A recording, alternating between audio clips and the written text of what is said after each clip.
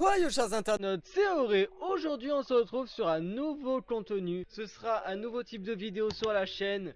Comme vous l'avez vu dans l'onglet communauté, je vais commencer à faire des vidéos manga animées. Cette vidéo-là sera sur l'épisode 7, une review de l'épisode 7 de SNK ou l'attaque des titans ou Attack on Titan, mais je pense pas que vous dites comme ça. Bref, on commence de suite. Transition. Donc on va un peu recontextualiser la fin de l'épisode 6 et le début de l'épisode 7, où tout simplement Galliard, qui était au bord de mourir, se fait aider par le titan mâchoire Pique grâce à ses tourelles placées sur son dos et qui arrive à le sauver de justesse. Donc on en était là. Et d'un autre côté, il y avait Eren qui essaie de trouver le moyen de détruire le cristal qui entoure le titan marteau. Donc ça, c'est ce qui est présent à la fin de l'épisode 6 et un peu au début de l'épisode 7. Donc commençons la vie sans spoilers. Donc ce 7ème épisode contient assez d'événements importants. Il y a beaucoup plus d'action et de combats que dans les premiers épisodes. Même si on va pas se cacher que dans le 5 et le 6 ça commence petit à petit à faire son chemin, mais là on est vraiment dans le vif de l'action en plein milieu du combat. Comparé aux 4 premiers épisodes, plutôt les 3 premiers épisodes où on nous présentait les nouveaux personnages et comment l'animé allait continuer, dans quelle direction allait aller l'animé. Le design, on va parler du design directement, comme ça c'est dit. Le design est plus que correct. Donc s'il vous plaît, arrêtez de dire que la saison 4 est pas belle à regarder parce que c'est faux. Mappa a réussi à faire l'animé en 6 mois, sachant qu'il y a une scène dans la saison 3 qui a mis le même temps. C'est au début de la saison 3 à peu près, quand Levi essaye d'échapper à Kenny. Mais bon, je pense que vous connaissez tous cette scène si vous êtes sur cette vidéo. C'est quelque chose qui pour moi me tient à cœur. Je respecte le travail des autres. Et faire ça en 6 mois, c'est vraiment impressionnant. Voilà.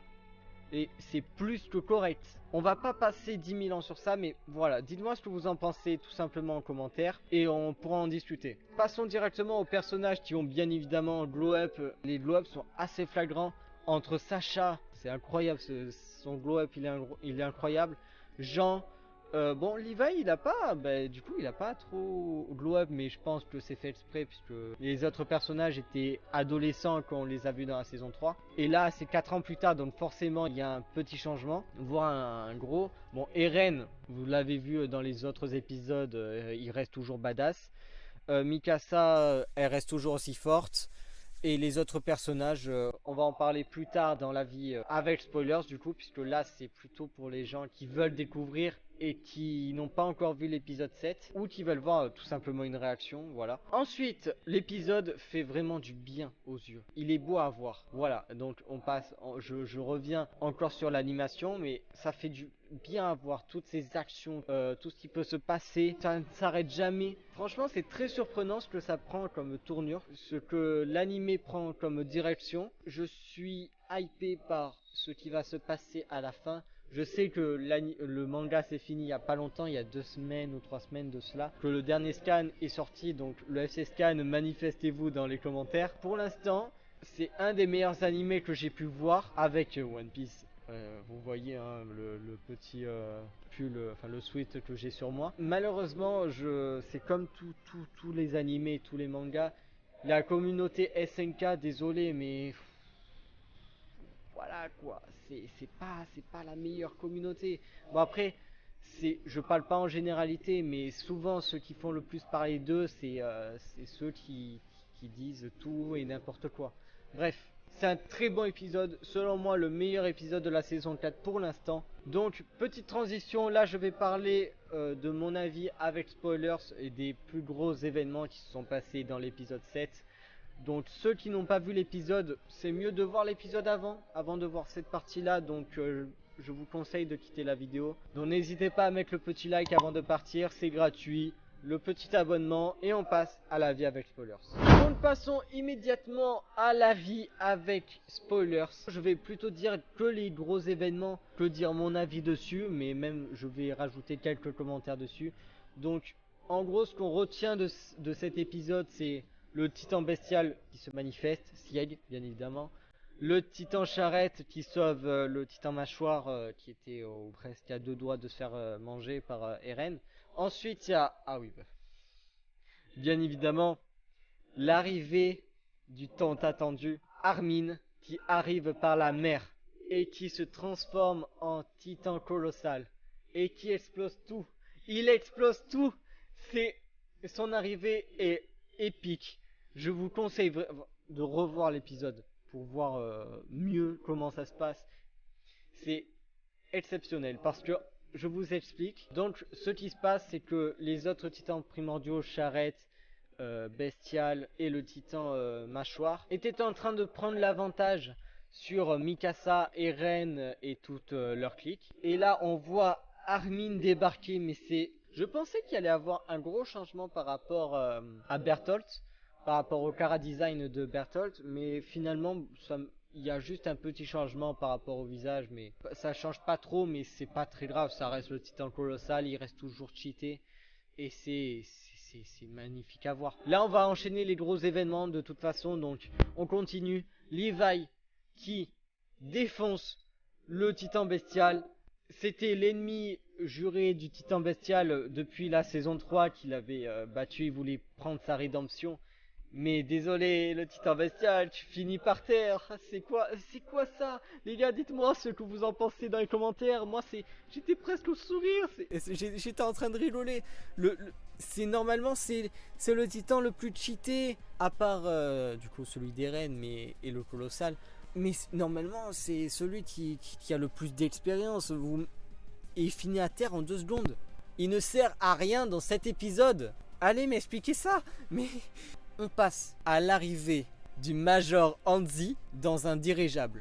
Quand vous avez vu ça, quand vous avez entendu la voix de Hanzi, ne me dites pas que vous n'étiez pas content. Et bien sûr, aussi je rajoute que Armin, depuis qu'il s'est transformé, il est arrivé à se détacher du titan colossal et à rejoindre Hanzi dans le dirigeable. Ensuite, Reiner qui protège Falco avec son titan. À la fin de l'épisode 5 ou à la fin de l'épisode 6, je me rappelle plus précisément, mais Eren se transforme juste à côté d'eux dans la même pièce. Reiner était obligé de protéger Falco, parce que c'est celui qui va sûrement prendre le titan cuirassé, à part si Gabi, bon bref. Ce personnage Gabi, oh là là là là, trop de choses à dire sur ce personnage. Petite anecdote, chara design de Gabi c'est le même que Eren mais en féminin, voilà, pour ceux qui voulaient la petite anecdote. Petit pouce bleu, hein, vous connaissez le bail. Reiner qui est bloqué dans son titan cuirassé dans les décombres et qui ne veut plus vivre, il veut se laisser aller, il ne veut plus être ce qu'il est, comme ce qu'il a dit dans l'épisode précédent ou dans l'épisode 5, je sais plus. Je vais vous raconter la suite à la fin. Jean qui a failli tuer le titan charrette, il était à 2 doigts, il a détourné sa cible parce qu'il y a Falco qui se place devant parce qu'il veut que ça s'arrête, que ce massacre s'arrête, et du coup il n'a pas voulu tirer sur un enfant, il n'a pas eu le courage de tirer sur un enfant. Et là les gars, on passe à la fin de l'épisode où Eren utilise le titan mâchoire pour exploser, pour briser le cristal du titan marteau, et Eren va donc manger et acquérir le pouvoir du titan marteau. C'est un gros événement, nouveau pouvoir d'Eren. Vous imaginez déjà qu'il est hyper fort. Le glow up d'Eren est incroyable. Dans les 3 premières saisons, il faisait que s'enfuir, il faisait que se faire capturer, des trucs comme ça. Et là, on voit Eren, on a peur. C'est ce que ressentent les ennemis.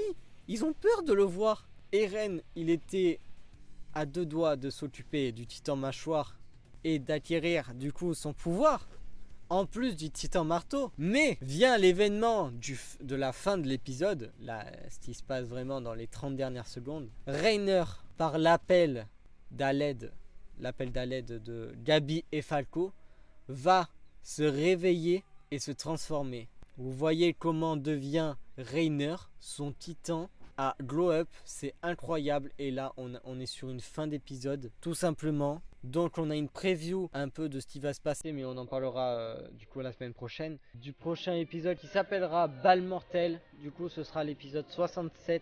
On en parlera la semaine prochaine. Donc bien évidemment cela signe la fin de cette vidéo. J'espère que vous l'avez aimé. Si c'est le cas, n'hésitez pas à liker, commenter, à me dire ce que vous en pensez de cet épisode, de cet épisode magnifique. Bien évidemment à me soutenir en vous abonnant, c'est gratuit, à activer bien évidemment la cloche. Donc voilà, j'espère que ça vous aura plu. Et moi je vous dis à la prochaine.